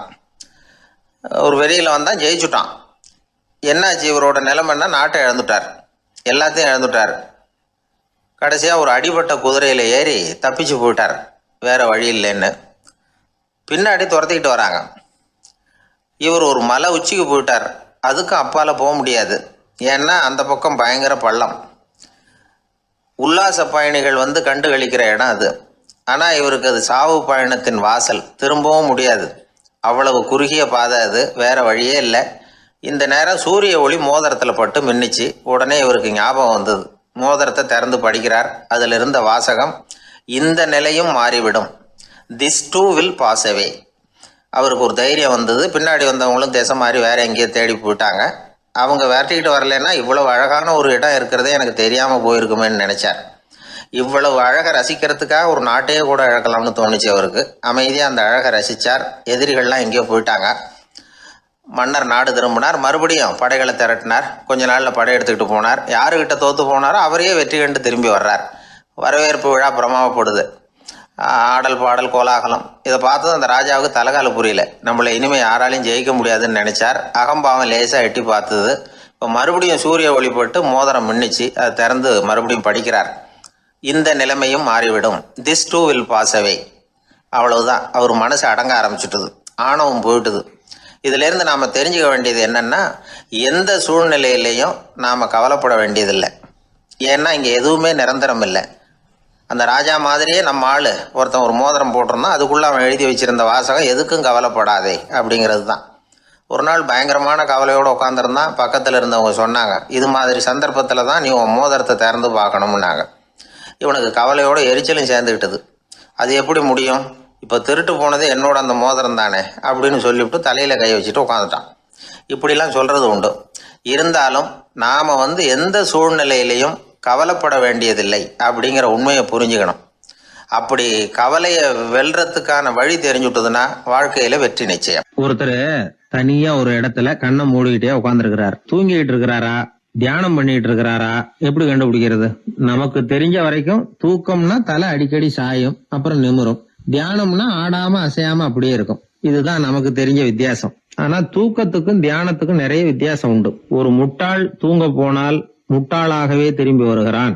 அதே முட்டாள் தியானம் பண்ண போனால் அவன் ஞானியாக திரும்பி வருகிறான். இப்படி எல்லாம் பெரியவங்க சொல்லி வச்சிருக்கிறாங்க. அது இருக்கட்டும், ஞானிகளுக்கும் நமக்கும் என்ன வித்தியாசம்? இப்ப நாம அழகா ஒரு ரோஜா பூவை பாக்குறோம். ஆஹா, எவ்வளவு அழகா இருக்குது அப்படின்னு ஆச்சரியப்படுறோம். ஒரு ஞானி அந்த ரோஜா பூவை பாக்குறார். அவரும் நினைக்கிறார், ஆஹா, இது எவ்வளவு அழகா இருக்குது அப்படின்னு. உலக பொருள்களை நாம எப்படி ஐம்புலன்கள் மூலமா உணர்றோமோ அப்படித்தான் அவங்களும் உணர்றாங்க. அதுல ஒண்ணும் வித்தியாசம் இல்ல. அல்வா சாப்பிடுறோம், அது நமக்கு மட்டும்தான் இனிக்கும், ஞானிகளுக்கு எல்லாம் கசக்கும்னு சொல்லுவோம். அப்படி இல்ல, அதுல வித்தியாசம் இல்ல. அப்புறம் ஞானிகளுக்கும் நமக்கு என்னதான் வித்தியாசம்? அந்த வேறுபாடு எந்த கட்டத்துல ஆரம்பமாகுது அதை இப்ப பாப்போம். இப்ப மறுபடியும் அந்த ரோஜா பூ கிட்ட போவோம். ஞானி அதை பாக்குறார். ஆஹா, எவ்வளவு அழகா இருக்குன்னு நினைக்கிறார். அதுக்கப்புறம் அதையே நினைக்கிறது இல்ல, வேற வேலையை பார்க்க போடுவார். அல்லது இயற்கையின் ஆற்றலை பத்தி நினைக்க ஆரம்பிச்சிருவார். அவ்வளவுதான். ஆனா நாம அப்படி செய்ய மாட்டோம். நாம என்ன செய்வோம் தெரியுமா? முதல்ல அந்த ரோஜா பூவை பார்ப்போம். ஆஹா, எவ்வளவு அழகா இருக்குது இந்த ரோஜா பூன்னு நினைப்போம். அந்த அழகை ரசிப்போம். அப்புறம் இந்த மலர் நம்ம கிட்ட இருந்தா எவ்வளவு அழகா இருக்கும்னு நினைப்போம். அதுக்கப்புறம் அந்த மலர் நமக்கு வேணும்னு நினைப்போம். அதுக்கு அடுத்த கட்டம், அந்த மலர் இல்லைன்னா நம்மால வாழ முடியாதுங்கிற நிலைமைக்கு வந்துருவோம். உடனே அந்த மலர் அடையறதுக்கு முயற்சி பண்ணுவோம். அதுக்கு யாராவது தடையா இருந்தா அவங்க மேல நமக்கு கோபம் வரும். அந்த கோபத்தின் காரணமா நம்ம விவேக புத்தியை இழந்துருவோம். யாருகிட்ட எப்படி நடந்துக்கணுங்கிறத மறந்துடுவோம். அதன் காரணமா ஞாபக மறதி ஏற்படும். அதாவது முன்பு விவேக புத்தி மழுங்கி இருந்ததுன்னா அது இப்ப அடியோட இல்லைங்கிற நிலைமை வந்துடும். அதன் காரணமா நம்ம புத்தியை இழந்துருவோம், கடைசியில அழிவோம். இந்த நிலைமை நமக்கு வந்துடக்கூடாதுன்னா அதுக்கு என்ன செய்யணும்? நமக்கு கெடுதல் செய்யக்கூடிய ஆசைகளை ஆரம்பத்திலேயே கிள்ளி எறிஞ்சிடணும். ஒரு விஷயம் என்ன தெரியுமா? எந்த ஆசைக்குமே முதல்ல வலு கிடையாது. அதை பத்தி நாம நினைக்க நினைக்கதான் அதுக்கு வலு உண்டாகுது. இளம் தளிரா இருந்தது இப்ப பெரிய மரம் ஆயிடுது. ஞானிகள் இந்த அளவுக்கு அதை வளர விடுறது இல்ல. அதுதான் நமக்கும் அவங்களுக்கும் உள்ள வித்தியாசம். ஒரு இளைஞன் கையில ஒரு குச்சியை வச்சுக்கிட்டு நடந்து போயிட்டு இருக்கிறான். இன்னொரு வயசானவர் கையில ஒரு குச்சியை வச்சுக்கிட்டு நடந்து போறார். அது அவருக்கு ஊன்றுகோல். அது இல்லைன்னா அவரால் நடக்க முடியாது. அது தவறி கீழே விழுந்தா அவரும் விழுந்துருவார். ஆனா அந்த இளைஞன் அப்படி இல்ல. அவனுடைய கைத்தடியை யாராவது எடுத்துக்கிட்டு போனா கூட அவன் கவலைப்பட மாட்டான். அவன் அந்த கைத்தடியை பயன்படுத்துறது மாதிரி தான் ஞானிகள் உலக பொருள்களை பயன்படுத்துறாங்க. ஆனா நம்ம மாதிரி சாதாரண ஆளுங்க அந்த வயசானவர் கைத்தடியை பயன்படுத்தினது மாதிரி உலக பொருள்களை பயன்படுத்துறோம். இதுதான் ஞானிகளுக்கும் நமக்கும் உள்ள வித்தியாசம். ஞானிங்கிறவர் பொருள்களை துறக்க மாட்டார், அதுகள் பேர்ல உள்ள பற்றுதலை தான் துறப்பார். எனக்கு தெரிஞ்ச ஞானி ஒருத்தர் இருக்கிறார். அவர் சொன்னார், 1988 ஜூன் மாதம் 1 தேதியை என்னால மறக்க முடியாதுன்னார். ஏன்னு கேட்டேன். அதுதான் எனக்கு ஞானம் வந்த நாள்னார். அப்படியா? ஆமா, அன்னைக்குதான் எனக்கு கல்யாணம் ஆச்சு, என் மனைவி பேரு ஞானம் அப்படின்னார். அதனால ஞானம் ஒவ்வொருத்தருக்கும் ஒவ்வொரு மாதிரி வரும். அதனால நாம ஞானிகளுடைய வாழ்க்கையை பார்த்து அவர்களை நெருங்க முடியுமான்னு பார்க்கணும். அந்த முயற்சி நமக்கு தேவை. அந்த வகையில நம்ம வாழ்க்கையை அமைத்து கொண்டால் வாழ்க்கையில படிப்படியா முன்னேறலாம், படிப்படியா வாழ்க்கையை அனுபவிக்க முடியும். ஒரு ராஜா இருந்தார். அவருக்கு என்ன பொழுதுபோக்கு தெரியுமா? தன்னை சுத்தி இருக்கிறவங்க கிட்ட ஏடா கூடமா ஏதாவது கேள்வி கேட்க வேண்டியது, அவங்க பதில் சொல்ல தெரியாம முழிக்கிறாங்கல்ல, அதை பார்த்து ரசிக்க வேண்டியது. இப்படி ஒரு சுபாவம் அவருக்கு. ஒரு நாள் அவருடைய மந்திரி ஒருத்தர் அவர்கிட்ட மாட்டினார். அவரை கிட்டத்துல கூப்பிட்டு, அமைச்சரே, எனக்கு ஒரு சந்தேகம்னார். என்னன்னார் அமைச்சர். கடவுள் இருக்கிறாரா அப்படின்னு ஒரு கேள்வி கேட்டாராம். ஆமா, இருக்கிறார் அப்படின்னாராம் அவரு. அவர் என்ன சர்வ வல்லமை படைச்சவரா அப்படின்னாராம். ஆமா அரசே, அவன் இல்லாம ஒரு அணுவும் அசையாது. இருந்த இடத்துல இருந்தே கண் சிமிட்டுகிற நேரத்துல ஏராளமான அற்புதங்களை நிகழ்த்த அவனன்றி யாரால் முடியும் அப்படின்னாராம் அமைச்சர். இந்த இடத்துலதான் எனக்கு இன்னொரு சந்தேகம்னாரா ராஜா. என்ன சொல்லுங்கன்னார். நீங்க சொல்றீங்க அவர் சர்வ வல்லமை படைச்சவர், இருந்த இடத்துல இருந்தே ஏராளமான அற்புதங்களை செய்யக்கூடியவர்னு. அப்படி இருக்கிறப்போ அவர் இருந்த இடத்துல இருந்தே ஒருத்தனுடைய கஷ்டத்தை தீர்த்து வச்சுள்ளாமே, மேஜிக் பண்றது மாதிரி. அதை விட்டுட்டு பக்தன் கூப்பிட்டா உடனே ஒரு வாகனத்து மேல ஏறி ஏன் இங்க ஓடி வரணும்? அப்படி வர்றதாக புராணம்லாம் சொல்லுதே. அவருக்கு இருக்கிற சக்திக்கு அவர் உட்கார்ந்த இடத்துல இருந்தே ஒரு விரலை அசைச்சா இங்க பக்தனுக்கு கிடைக்க வேண்டியதெல்லாம் கிடைச்சுடாதா அப்படின்னாராம். அமைச்சர் யோசனை பண்ணி பார்த்திருக்கார். அப்புறம் சொன்னாராம், மன்னா, இந்த கேள்விக்கான பதிலை சமயம் வர்றப்போ உங்களுக்கு சொல்றேன் அப்படின்னு சொல்லிவிட்டு அப்போதைக்கு அவர்கிட்ட இருந்து தப்பிச்சார். கொஞ்ச காலம் கழிச்சு ஒரு நாள் ராஜா உல்லாச பயணம் புறப்பட்டார். அவருடைய குடும்பம், உறவினர்கள் எல்லாரும் சேர்ந்து போனாங்க. ஒரு பெரிய படகுல ஏறி ஒரு நதியை கடந்து போயிட்டு இருக்கிறாங்க. அந்த படகோட ஒரு முனையில ராஜா உட்கார்ந்து நதியோட அழகை ரசிச்சுக்கிட்டு இருக்கிறார். இன்னொரு முனையில அமைச்சர் இளவரசனுக்கு ஏதோ வேடிக்கை காட்டிக்கிட்டு இருக்கிறார். அந்த படகு நடு ஆத்துல போயிட்டு இருக்குது. அப்போ தொப்புன்னு ஒரு பெரிய சத்தம். அரசே, நம்ம இளவரசர் ஆத்துல விழுந்துட்டார் அப்படின்னு அலறினார் அமைச்சர். அவ்வளவுதான். உடனே ராஜா குபீர்னு ஆத்துல பாஞ்சார். மகனை தேட ஆரம்பிச்சுட்டார். அங்கேயும் இங்கேயும் கொஞ்ச நேரம் அல்லாடினாரு. மகனை காணல. அதுக்கப்புறம் மந்திரியும் ஆத்துல குதிச்சு ராஜா கிட்ட வந்தார். அரசே, இளவரசர் படகுல பத்திரமா தான் இருக்கிறார். தண்ணியில விழுந்தது வெறும் கல்லு தான் அப்படின்னார். 2 பேரும் ஈர உடையோட படகுக்கு சேர்ந்தாங்க. ராஜா மந்திரிய கோபமா பார்த்தார். இது என்ன விளையாட்டுன்னார். அரசே, கொஞ்ச நாளைக்கு முன்னாடி நீங்க கேள்விக்கு பதில் ஒண்ணு கேட்டீங்க. அந்த கேள்விக்கான பதில நீங்க அனுபவ ரீதியா உணரணும்னு ஆசைப்பட்டேன். அதனாலதான் இப்படின்னார். அப்புறம் விளக்கம் கொடுத்தார். அரசே, ஒரு பக்தனுக்கு கஷ்டம்னா இருந்த இடத்துல இருந்து அதை தீர்த்து வைக்கலாமே கடவுள், ஏன் நேர்ல ஓடி வரணும் அப்படின்னு கேட்டீங்க. இப்ப நடந்தது என்ன? இளவரசர் தண்ணியில விழுந்துட்டாருன்னதும் நீங்க ஊன்னு சொல்லி ஒரு விரலை காட்டினா போதும், உடனே தண்ணியில குதிக்கிறதுக்கு ஏராளமான காவலர்கள் இங்க இருக்கிறாங்க. ஆனா நீங்க என்ன செஞ்சீங்க? இளவரசர் விழுந்துட்டாருன்னதும் அவர் எந்த பக்கம் எந்த திசையில விழுந்தாருன்னு கூட கேட்காம உடனே தண்ணியில குதிச்சிங்க. அப்படி உங்களை குதிக்க வச்சது எது? மகன் மேல உள்ள பாசம், அன்பு. அது மாதிரிதான் கடவுளும் ஓடி வர்றார் அப்படின்னார். அதுக்கப்புறம் அந்த ராஜா ஏடம் கூடமா எதுவும் கேள்வி கேட்கறதே இல்லையா, அந்த பழக்கத்தை விட்டுட்டாராம். அதனால இந்த தகவலை கேட்டு உடனே நீங்களும் கடவுளே கொஞ்சம் இப்படி வந்துட்டு போ அப்படின்னு கூப்பிட்டு அவர் வர்றாரா அப்படின்னு ஆகாயத்தை பார்த்துக்கிட்டு நிக்கக்கூடாது. இந்த கதையோட கருத்து என்னன்னா, அன்பிற்கும் உண்டோ அடைக்கும் தாழ் அப்படிங்கிறது தான். அன்பு வலிமையானது அப்படிங்கறத புரிஞ்சுக்கிட்டா போதும்.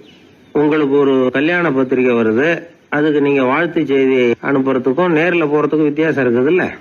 அன்னைக்கு ஒருத்தன் அப்படிதான் வந்தான். கையில ஒரு கல்யாண பத்திரிக்கை வச்சிருந்தான். சார், இந்த கல்யாணம் கல்கத்தாவில் நடக்குது, ரொம்ப தூரம் தான், இருந்தாலும் நான் நேர்ல போய் கலந்துக்க போறேன்னா. மாப்பிள்ளை அவ்வளவு நெருக்கமானவரான்னு. இல்ல சார், மாப்பிள்ளையே நான் தான் அப்படிங்கிறான். சில பேர் எப்படின்னா, அவங்க பேசுற வார்த்தை ஒரு மாதிரியா இருக்கும், அதுக்கு அர்த்தம் வேற மாதிரியா இருக்கும். அதனால நாம அவசரப்பட்டு ஒரு முடிவுக்கு வந்துடக்கூடாது. யோசிச்சு பார்க்கணும். இல்லைன்னா விவரம் தெரிஞ்சவங்களை கேட்டு அதுக்கு அர்த்தம் என்னன்னு கண்டுபிடிக்கணும். ஒரு ஊர்ல ஒரு பெரியவர் இருந்தார். அவருக்கு 3 பிள்ளைங்க. கடைசி காலத்துல அவர் அந்த 3 பிள்ளைங்களையும் கிட்டத்துல கூப்பிட்டு 3 அறிவுரைகளை சொல்லிவிட்டு கண்ணை மூடிட்டார். அவர் சொன்ன அறிவுரைகள் என்ன தெரியுமா? பெத்த தாய்க்கு சோறு போடாதே, இது ஒரு அறிவுரை. கொடுத்த கடனை கேட்காதே, இது ஒரு அறிவுரை. விதைச்ச நிலத்துக்கு வேலி போடாதே, இது ஒரு அறிவுரை. என்ன இது எல்லாம் ஒரு மாதிரியா இருக்குது, இதெல்லாம் பார்த்தா அறிவுரை மாதிரியா தெரியுது, என்னப்பா இப்படி சொல்றிய அப்படின்னு கேட்கலாம்னா அவர் அதுக்குள்ள கண்ணை மூடிட்டார்.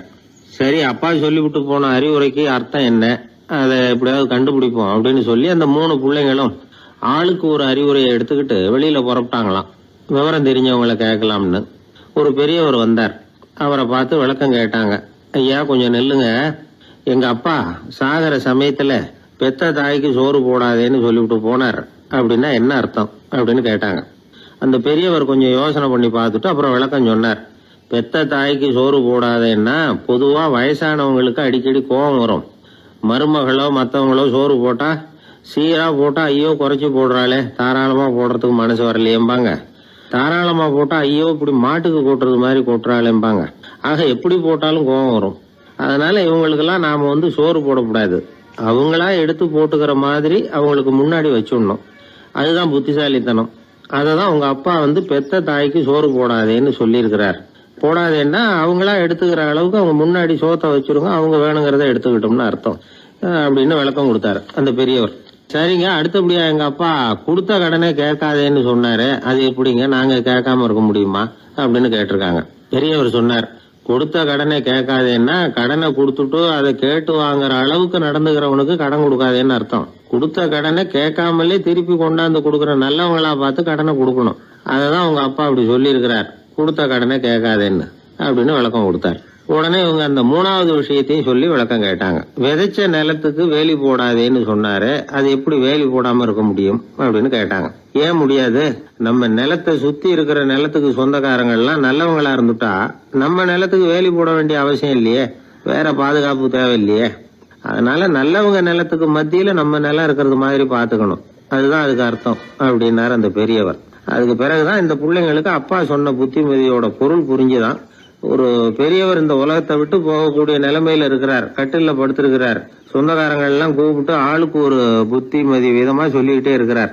அவங்க எல்லாம் கிட்டத்துல வந்து அவர் சொல்ற புத்திமதியை கேட்டுட்டு போறாங்க. கடைசியா அவரோட மனைவி கிட்டத்துல வந்தாங்களாம். எனக்கு என்ன புத்திமதி சொல்லிட்டு போறீங்க அப்படின்னு கேட்டிருக்காங்க. உனக்கு எதுவும் புத்திமதி சொல்ல வேணாம்னு நினைக்கிறேன்னாராம் அவரு. ஏன்னு கேட்டாங்களாம் இவங்க. இதுவரைக்கும் நான் சொன்ன எந்த புத்திமதியை நீ ஒழுங்கா கேட்டிருக்கிற அப்படின்னு சொன்னாராம். ஒருத்தர் வேகமா வந்தார், அவசரமா ஒரு செய்தித்தாள் வாங்கினார். அதை விட வேகமா அங்கேயே நின்றுகிட்டு அதை புரட்டினார். ஒரு நிமிஷம் என்னத்தையும் ஆர்வமா பார்த்தார். அதுக்கப்புறம் நிதானமா பேப்பரை மடிச்சு வச்சுக்கிட்டு அவசரம் இல்லாம நடந்து போனார். அவர்கிட்ட மெதுவா போய், அப்படி என்னத்த சார் அவ்வளவு ஆர்வமா பாத்தீங்க அப்படின்னு கேட்டோம். கடையில பேப்பர் வாங்கின உடனே முதல் காரியமா அதை பாத்துருவேன் சார் அப்படின்னார். ஏதேன்னு கேட்டோம். அதுதான் சார் ராசி பலன், அதை பார்த்தாதான் எனக்கு எல்லாமே சரியா ஓடும் அப்படின்னார். அது சரி சார், ராசி பலன்ல என்ன போட்டிருக்கு அப்படிங்கறத பாக்குறீங்க, சரி அதுல போட்டிருக்கிறது பிரகாரம் அன்னைக்கு சரியா நடக்குதா அப்படின்னு கேட்டோம். நடக்குதா இல்லையான்னு எல்லாம் சரி பார்த்துட்டு இருக்க மாட்டேன் சார், காலையில அதை பார்க்கணும், அதுல ஒரு ஆவல், அவ்வளவுதான். கிட்டத்தட்ட எல்லாருமே இதே மாதிரி ஒரு ஆர்வத்துலதான் அதை பார்த்துட்டு இருக்கிறாங்க. ராசி பலன் பாக்குற பழக்கம் தமிழர்கள் கிட்ட ரொம்ப அதிகமா இருக்குதுங்கிறார் ஒரு பேராசிரியர். அவர் எழுதியிருந்த ஒரு ஆய்வு கட்டுரை ஒண்ணு சமீபத்துல படிச்சோம். ராசி பலன் போடாம வர்ற நாளிதழ்கள் இங்க வந்து ரொம்ப குறைச்சல், அது போட்டாதான் அதிகமா விற்பனை ஆகுது. அதனால அதுல நம்பிக்கை இல்லாதவங்க கூட அதை போட்டுக்கிட்டு இருக்கிறாங்க. ரொம்ப வேடிக்கை சார், மெட்ராஸ்ல பேப்பர் வாங்கி தன்னோட ராசி பலன் பார்த்துட்டு பெங்களூர்ல ஓடுற குதிரை மேல பணம் கட்டுறவங்களும் உண்டு. ராசி பலன் பார்த்துட்டு லாட்டரி சீட் வாங்குறவங்களும் உண்டு.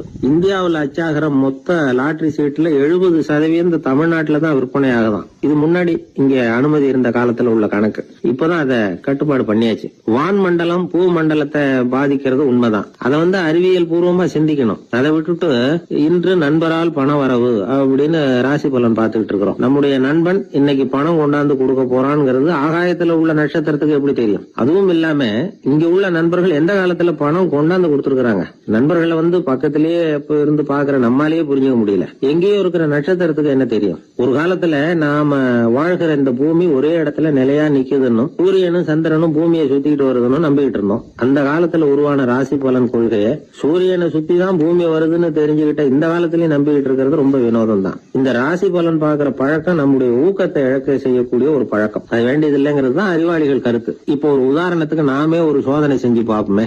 ஒரே நாள் வந்த தினசரி பேப்பர்கள் சிலதை எடுத்துக்கிட்டோம். அதுல ஒரே ராசிக்கு ஒவ்வொரு பேப்பர்லயும் என்ன பலன் போட்டிருக்கு பாக்கலாமா? என்னுடைய நண்பர் ஒருத்தர் ராசிக்கு ஒவ்வொரு செய்தித்தாள்லயும் என்ன ராசி பலன்னு பார்த்தோம். ஒரு பேப்பர்ல செலவும் சிரமமும் அப்படின்னு போட்டிருக்கு, இன்னொரு பேப்பர்ல சுலபமாக நன்மை அப்படின்னு போட்டிருக்கு. இதுல எதை நம்புறது? நீங்களும் ஒரு நாள் இதை சோதிச்சு பாருங்க. பல பேப்பர் வாங்கி உங்க ராசிக்கு ஒவ்வொரு பேப்பர்லயும் என்ன போட்டிருக்குன்னு பாருங்க. எல்லாம் ஒரே விதமா இருக்காது, மாறி மாறி இருக்கும். என்னுடைய நண்பர் ஒருத்தர் நானும் ஒரு நாள் கடையில பேப்பர் வாங்கணும். நண்பர் வந்து ராசி பலன்ல எல்லாம் ரொம்ப நம்பிக்கை இல்லாதவர். இருந்தாலும் நான் பேப்பர் வாங்கின உடனே உங்க ராசி என்ன சொல்லுங்க, பலன் என்னன்னு பாக்கலாம்னு. அவர் சிரிச்சுக்கிட்டு அதெல்லாம் டூப்புங்க, அதை ஏன் பாக்குறீங்க, சும்மா சொல்லுங்கன்னு. என் ராசி தனுசு, அதுல பண வரவுன்னு போட்டிருக்கோம் அப்படின்னாரு. நான் பார்த்தேன், ஆச்சரியப்பட்டு போயிட்டேன். பண வரவுன்னு தான் போட்டிருக்கு சார், அது எப்படிங்க பார்க்காமலே கரெக்டா சொல்லிவிட்டீங்க அப்படின்னு கேட்டேன். அவர் மெதுவா கிட்ட வந்து காதோட காதா சொல்றார், அந்த பேப்பருக்கு தினமும் ராசி பலன் எழுதி கொடுக்கறதே நான் தான் சார் அப்படின்னார். உனக்காக நான் என்ன வேணும்னாலும் செய்யறதுக்கு தயாரா இருக்கிறேன் அப்படின்னாரு ஒருத்தர். சரி, வேற ஒன்னும் வேணாம், ஒரு 10 ரூபா பணம் இருந்தா கைமாத்தா கொடு, நாளைக்கு தந்துடுறேன் அப்படின்னாரு இன்னொருத்தர். அவ்வளவுதான், நான் அவசரமா ஒரு ஆளை பார்க்க வேண்டியிருக்கு, அப்புறமா வந்து உன்னை பாக்குறேன் அப்படின்னு சொல்லிவிட்டு அந்த ஆள் நழுவி போயிட்டார். இதுதான் இன்னைக்கு உலக நிலவரம். ஆனா ஒருத்தர் மேல உண்மையாவே அன்பு செலுத்துறது அப்படிங்கறது ரொம்ப பெரிய விஷயம். பக்தி செலுத்துறதுங்கிறது அதை விட பெரிய விஷயம். பக்தினா ஏதோ கோயிலுக்கு போய் சாமி கும்பிட்டு வர்றது இல்ல. பக்தியோட எல்லை எதுன்னு தெரிஞ்சுக்கிறதுக்கு உங்களுக்கு ஆசையா இருக்குதா அப்படின்னா ஒரு கதை உண்டு, அதுக்கு அதை கேளுங்க. அதாவது மயூர சர்மன் அப்படின்னு ஒருத்தர் இருந்தான். கிருஷ்ணர் மேல அவன் ரொம்ப பக்தியா இருந்தான். ஒரு நாள் கிருஷ்ணர் வந்து அவனை பார்த்துட்டு போலாம்னு நினைச்சு வந்தாரு. கிருஷ்ணரை பார்த்த உடனே அவனுக்கு ரொம்ப மகிழ்ச்சி இருக்காது அப்படின்னு. ஏன்னா வழக்கமா பக்தர்கள் தானே பகவான் கிட்ட ஏதாவது கேட்கறது வழக்கம். இங்க வந்து பகவான் வந்து பக்தனை பார்த்து கேட்க ஆரம்பிச்சுட்டாரு. இத பாருப்பா, உன்கிட்ட நான் ஒண்ணு கேட்பேன், கொடுப்பியா அப்படின்னார். பக்தன் மாட்டேன் நான் சொல்லுவான். நீங்க என்ன கேட்டாலும் அதை கொடுக்கறதுக்கு நான் சித்தமா இருக்கிறேன் அப்படின்னா மயூர சர்மன். உன்னோட மகன் ஒருத்தன் இருக்கானே 5 வயசுல, அவன் தான் எனக்கு வேணும்னாரு. இவன் கொஞ்சம் கூட தயங்கல, சரி தந்தேன் அப்படின்னு சொல்லிவிட்டான். கிருஷ்ணர் பார்த்தார், அவன் உடம்பு பூராவும் எனக்கு தேவையில்லை, அவன் உடம்போட வலது பாகம் மட்டும் எனக்கு போதும்னாரு. அதுக்கும் சரி அப்படியே கொடுக்குறேன். இவன் அந்த சின்ன பையனை நிக்க வச்சு அவன் தலையில இருந்து ஒரு ரம்பத்தால அறுக்கணும், அப்பதானே அது 2 பாகமா ஆக்க முடியும் அப்படின்னாரு. சரி அப்படியே செய்யறேங்கிறான் அவன். அந்த ரம்பத்தை நீ ஒரு பக்கம் பிடிச்சுக்கணும், உன்னோட மனைவி ஒரு பக்கம் பிடிச்சுக்கணும், நீங்க 2 பேரும் அப்படி பிடிச்சுக்கிட்டு அதை அறுத்து அவனை 2 துண்டாக்கணும் அப்படிங்கிறார். அதுக்கும் சரிங்கிறான். அப்படி செய்யறப்போ நீயும் அழப்படாது, உன்னுடைய மனைவியும் அழப்படாது அப்படின்னு அடுத்த கண்டிஷன். அதுக்கும் சரிங்கிறான். அடுத்த அப்படி ஒரு கண்டிஷன் போடுறார், அதாவது உன்னுடைய மகனும் அழப்படாது அப்படிங்கிறார். அதுக்கும் சரின்னு ஒத்துக்கிட்டான். இவ்வளவு நிபந்தனைகள் பேர்ல தான் உன் மகனோட வலது பாகத்தை நான் ஏத்துக்குவேன், இல்லைன்னா ஏத்துக்க மாட்டேன் அப்படின்னு சொல்லிவிட்டார் அவர். உங்களோட அத்தனை நிபந்தனைகளுக்கும் கட்டுப்பட்டு நாங்க நடக்கிறோம் அப்படின்னு சொல்லிவிட்டான் மயூர சர்மன். உடனே மகனை கூப்பிட்டான். அவன் வந்து நின்னான், அவனை குளிப்பாட்டினான், புது ஆடைகள் போட்டு விட்டான். அதுக்கப்புறம் ஒரு ரம்பத்தை எடுத்து அறுக்க ஆரம்பிச்சான். ஒரு பக்கம் அவன், இன்னொரு பக்கம் அவனுடைய மனைவி, நடுவுல அந்த பையன். அவங்க 2 பேர் கண்ணிலேயும் கண்ணீர் கொஞ்சம் கூட வரவே இல்லை. ஆனா அந்த சின்ன பையனோட இடது கண்ணில இருந்து மட்டும் கண்ணீர் வழிய ஆரம்பிச்சுட்டுது. இத கிருஷ்ணர் பார்த்துட்டார். என்னோட நிபந்தனைப்படி நீங்க நடந்துக்கல, அதனால உங்க பையனோட வலது பாகம் எனக்கு வேணாம்னு விட்டார். நாங்க 2 பேரும் அழலையே அப்படின்னா மயூர சர்மன். நீங்க அழல சரி, ஆனா உங்க பையனோட இடது கண்ணு மட்டும் அழுதுது அப்படின்னார். உடனே அந்த சின்ன பையன் என்ன சொன்னான் தெரியுமா? ஐயா, என் உடம்போட வலது பாகத்தை மட்டும் தானே பகவான் வந்து கேட்டாரு, வலது பாகம் பண்ணின புண்ணியத்தை இடது பாகம் பண்ணலையே அப்படின்னு நினைச்சுதான் இடது கண்ணு அழுதுகிட்டு இருக்குது அப்படின்னா. உடனே கிருஷ்ணர் கண்ணுல தண்ணி வர ஆரம்பிச்சுட்டுதான். அந்த பையனை கட்டி பிடிச்சுக்கிட்டார். அவன் பழைய மாதிரி முழுசா ஆயிட்டான். இதுதான் பக்தியின் எல்லை அப்படின்னு விளக்கம் கொடுத்தார் ஒரு ஆன்மீக பேச்சாளர். பக்தியோட எல்லையை புரிஞ்சுக்கிறதுக்காக இந்த கதை. நீங்க உடனே பகவான் வந்து இப்படி எல்லாம் வந்து நின்னுகிட்டு பையனை வெட்டி விடு அப்படின்னு எல்லாம் கேட்பாரா அப்படின்னு எல்லாம் கற்பனை பண்ணக்கூடாது. ஆன்மீக விஷயங்களை வந்து ஆன்மீக நோக்கத்துல புரிஞ்சுக்கணும், அதுதான் முக்கியம். பக்தியோட எல்லைக்கே நம்மால போக முடியலன்னாலும் ஒரு ஓரத்துக்காவது போய் சேர முடியுதா அப்படின்னு முயற்சி பண்ணி பார்க்கலாம். அதுக்காக தான் இவ்வளவு. இப்போ நம்ம ஆளுங்களோட பக்தி எந்த அளவுக்கு இருக்குங்கிறத புரிஞ்சுக்கிறதுக்கு வேணும்னா ஒரு உதாரணம் சொல்லலாம். ஒருத்தர் கடவுள்கிட்ட வேண்டிக்கிட்டாராம், நான் செய்யற வியாபாரத்துல இன்னைக்கு 1000 ரூபாய் லாபம் கிடைச்சதுன்னா அதுல 500 ரூபாய உன் கோயிலுக்கு வந்து உண்டியல்ல போட்டு விடுறேன் அப்படின்னு வேண்டிக்கிட்டார். சொல்லிவிட்டு வியாபாரம் பண்ணார். 1000 ரூபாய் கிடைக்கல, 500 ரூபா தான் லாபம் கிடைச்சது. அவர் அதுக்கப்புறம் அந்த கோயிலுக்கு போகல. ஏங்க, கிடைச்ச 500ல பாதிய உண்டியல்ல போட்டு விடுறது தானே நியாயம் அப்படின்னு கேட்டாங்க. அதுக்கு அவரு முறைச்சு பாக்குறார். அப்புறம் சொல்றார், விவரம் தெரியாம பேசாதீங்க, கடவுள் ஏற்கனவே அவரு பங்கு 500 ரூபாயை எடுத்துக்கிட்டு மீதி 500 ரூபாயை தான் எனக்கு கிடைக்கிறது மாதிரி பண்ணிருக்கிறார், அதனால இது எனக்கு சேர வேண்டிய பங்கு அப்படின்னு சொல்லிவிட்டார். இவரோட பக்தியின் எல்லை எந்த அளவுல இருக்குது பாத்தீங்களா? வாழ்க்கையே வெறுத்து போச்சு சார் அப்படின்னு சொல்லிட்டு வந்தான் ஒருத்தன். ஏன்பா அப்படி சொல்ற அப்படின்னு. நான் இந்த உலகத்துக்கு தேவையே இல்லை சார் அப்படின்னா. இந்த உலகத்துல தேவையில்லாம எதுவுமே இல்லையே என்ன நிமிர்ந்து பார்த்தான். இப்போ உன் உடம்புல இருக்கிற காலை மட்டும் எடுத்துருவோமா, அது உனக்கு தேவையில்லை அப்படின்னு. அது எப்படி, நடக்கிறதுக்கு அது வேணாமான்னா. சரி அதை விட்டுரு, கையை மட்டும் எடுத்துருவோம் அப்படின்னு. அப்புறம் சாப்பிடுறது எப்படின்னா. சரி அப்படின்னா இப்ப உன் உடம்புல தேவையில்லாம அனாவசியமா இருக்கிற ஒரு பகுதியை சொல்லு, அதை மட்டும் எடுத்துருவோம்னு. அவன் யோசனை பண்ண ஆரம்பிச்சான். அப்புறம் மெதுவா சொன்னான், எல்லாமே அவசியமா தான் தோணுது அப்படின்னு சொல்லி அவன் சொன்னான். நீ சொன்னதுக்கு அப்புறம் யோசனை பண்ணி பார்த்தா எல்லாமே அவசியம்னு எனக்கு தோணுதுன்னா. உனக்கு எல்லாமும் அவசியம், ஆனா நீ இந்த உலகத்துக்கு அவசியம் இல்லை, அப்படித்தானே? இப்பதான் அவன் குழம்ப ஆரம்பிச்சான். இன்னைக்கு பாருங்க, நிறைய இளைஞர்கள் இப்படிதான் தன்கிட்ட என்ன இருக்குங்கிறது தெரியாமலே தடுமாறிட்டு இருக்கிறாங்க. அவங்க யாருங்கிறது அவங்களுக்கு அடையாளம் தெரியறது இல்ல. விலங்குகள்லாம் பாருங்க, பறவைகள் மாதிரி விண்ணுல பறக்கணும் அப்படின்னு ஆசைப்படுறது இல்ல. ஒரு பசுமாடு பருந்து பறக்கிறத பார்த்துட்டு நாமளும் அது மாதிரி பறக்கணும் அப்படின்னு 4 காலையும் தூக்குறது இல்ல. சரி, ஆனா ஒரு மனுஷன் என்ன நினைக்கிறான்னா, அவங்கிட்ட என்ன திறமை இருக்கு அப்படிங்கறத அவனுக்கு புரியாம நடந்துக்கிறான். சரி, ஒரு மனுஷங்கிட்ட என்ன திறமை இருக்குங்கிறத எப்படி கண்டுபிடிக்கிறது? இந்த உலகத்துல இருக்கிற ஒவ்வொரு மனிதனுக்கும் ஒரு தனித்தன்மை உண்டு.